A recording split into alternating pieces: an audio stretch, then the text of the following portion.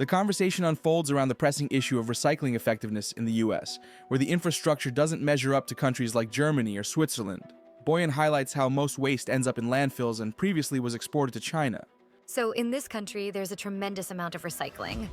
But how effective is that recycling? Yeah, I think the amount of recycling is actually pretty low in the US compared to other countries.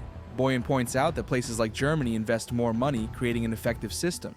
In contrast, the US lacks demand for recycled plastic due to the affordability of virgin alternatives. The problem is really the lack of demand for recycled plastic because virgin plastic is so cheap. Companies prefer not to take risks with their materials. Yeah, and I think maybe that could be another nice side effect of what we do because we can kind of make this sort of recycled plastic a bit more sexy. Yeah, I think if you want to promote recycling, promote the use of recycled material because as long as there's a demand, more recycling would happen. As the discussion progresses, Boyan recognizes his journey from uncertainty to catalyzing pivotal changes.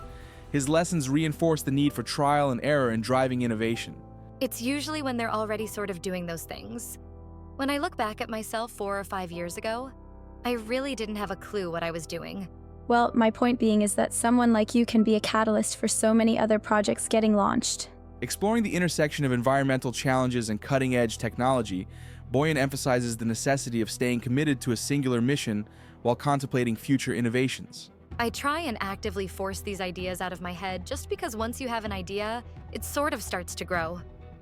It's critical for the ocean cleanup to have unwavering focus on eliminating plastic. Boyan's strategic approach involves recording potential ideas to prevent them from distracting his current mission. This strategy ensures a methodical forward thinking while remaining anchored to immediate goals. I write them down in my notebook and keep it next to my bed.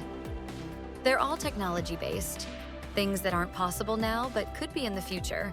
The dialogue shifts to the discussion of artificial fish meat, highlighting an emerging evolution from hunting to farming and potentially to lab-grown solutions. With technologies like artificial meat, why not artificial fish meat? It's a natural evolution that could reduce resource wastage and avoid killing. Yet Boyan acknowledges the uncertainties tied to these innovations, echoing the importance of cautious optimism. We need to look carefully, but I think at least on paper it shows a lot of potential of doing more with less. This careful consideration embodies a broader responsibility in evolving practices and assessing long-term impacts, aiming for sustainable, positive outcomes.